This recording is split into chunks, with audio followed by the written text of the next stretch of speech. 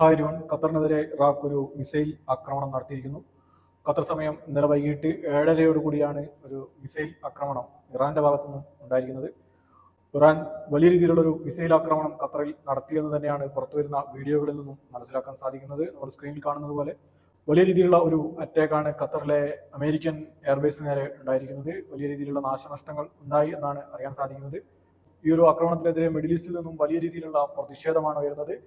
UAE, Saudi അടക്കമുള്ള middle east രാജ്യങ്ങളൊക്കെ തന്നെ ഈ ഒരു ആക്രമണത്തെ ശക്തമായി അപലപിച്ചിരിക്കുന്നു.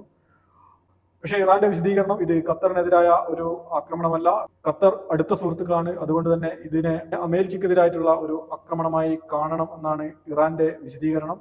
ഖത്തർ ഏത് രീതിയിലായിരിക്കും ഇതിനോട് പ്രതികരിക്കുക എന്നതിനെ കുറിച്ച് കൃത്യമായിട്ടുള്ള വിവരങ്ങളൊന്നും ഇതുവരെ ലഭിച്ചിട്ടില്ല. ഒരു ഔദ്യോഗിക വിശദീകരണം ഖത്തറിന്റെ ഭാഗത്തുനിന്നും ഉടൻ പ്രതീക്ഷിക്കാവുന്നതാണ്. എന്തായാലും വലിയ ആളപായങ്ങളൊന്നും തന്നെ ഉണ്ടായില്ല എന്ന് തന്നെയാണ് റിപ്പോർട്ട് ചെയ്യുന്നത്. വ്യോമപാത പൂർണ്ണമായും അടച്ചിരിക്കുന്നു. ഇന്ത്യയിൽ നിന്നുള്ള നിരവധി ഫ്ലൈറ്റുകൾ UAE-യിലേക്കും ഖത്തറിലേക്കും ബഹ്റിനിലേക്കും അടക്കമുള്ള നിരവധി ഫ്ലൈറ്റുകൾ ക്യാൻസൽ ചെയ്തിരിക്കുന്നു. ഇതിന്റെ സമയം പുനഃക്രമീകരിച്ചിരിക്കുന്നു എന്ന തരത്തിലുള്ള വാർത്തകളൊക്കെ തന്നെയാണ് പുറത്തു വരുന്നത്. കോഴിക്കോട് എയർപോർട്ടിൽ വലിയ രീതിയിലുള്ള തിരക്ക് അനുഭവപ്പെടുന്നുണ്ട്. ഫ്ലൈറ്റ് യാത്ര നടത്തുന്നവരൊക്കെ തന്നെ അതായത് എയർലൈൻസുമായി ബന്ധപ്പെടണം എന്ന് മുൻകൂട്ടി എല്ലാ എയർലൈൻസുകളും അറിയിച്ചിട്ടുണ്ട്. ഏത് രീതിയിലായിരിക്കും ഖത്തറിന്റെ ഈ ഒരു മറുപടി അല്ലെങ്കിൽ ഇതിനുള്ള ഒരു തിരിച്ചടി എന്നതിലൊക്കെ തന്നെ വലിയ ആകാംക്ഷ നിലനിൽക്കുന്നുണ്ട്. എന്തായാലും മിഡിൽ ഈസ്റ്റിലാകമാനം വലിയ രീതിയിലുള്ള ഒരു പ്രതിസന്ധിയാണ് ഖത്തറിൽ നടത്തിയ ഈ ഒരു മിസൈൽ ആക്രമണത്തോടു കൂടി ഉടലെടുത്തിരിക്കുന്നത്. അതോടൊപ്പം ഈ ഒരു വിഷയവുമായി ബന്ധപ്പെട്ട് അമേരിക്ക വൈറ്റ് ഹൗസിൽ ഒരു അടിയന്തര യോഗം നടത്തുന്നു എന്നാണ് അറിയാൻ സാധിക്കുന്നത്. അമേരിക്കയുടെ വരും ദിവസങ്ങളിലുള്ള നീക്കങ്ങളും വളരെ നിർണായകമായിരിക്കും. ഈ നീക്കങ്ങളൊക്കെയും അറബ് രാജ്യങ്ങളെ ഏതെല്ലാം രീതിയിലാണ് ബാധിക്കുക എന്ന് തന്നെയാണ് ഏവരും ആകാംക്ഷയോടെ ഉറ്റുനോക്കുന്നത്. എന്തായാലും ആശങ്കപ്പെടേണ്ട ഒരു സാഹചര്യമില്ല എന്ന് തന്നെയാണ് ഖത്തർ ഭരണകൂടവും ഇന്ത്യൻ എംബസിയും ആവർത്തിച്ച് വ്യക്തമാക്കുന്നത്.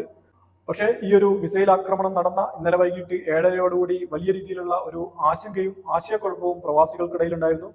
പ്രത്യേകിച്ച് പുറത്ത് യാത്ര ചെയ്യുന്നവരും കാൽനട യാത്രക്കാരും അടക്കമുള്ള ആളുകൾ ഇത്തരത്തിലുള്ള മിസൈലുകളെ ആദ്യമായി കാണുന്നത് കൊണ്ടുള്ള വലിയ രീതിയിലുള്ള ഒരു ആശങ്ക ആ സമയത്ത് നിലനിന്നിരുന്നു. പിന്നീട് ഭരണകൂടം അതിന് കൃത്യമായ ഒരു മറുപടി നൽകിയതോടുകൂടി ഖത്തറിലെ ജനജീവിതം സാധാരണഗതിയിലേക്ക് വരുന്നു എന്ന് തന്നെയാണ് മുഖ്യധാരാ മാധ്യമങ്ങളൊക്കെ തന്നെ റിപ്പോർട്ട് ചെയ്യുന്നത്.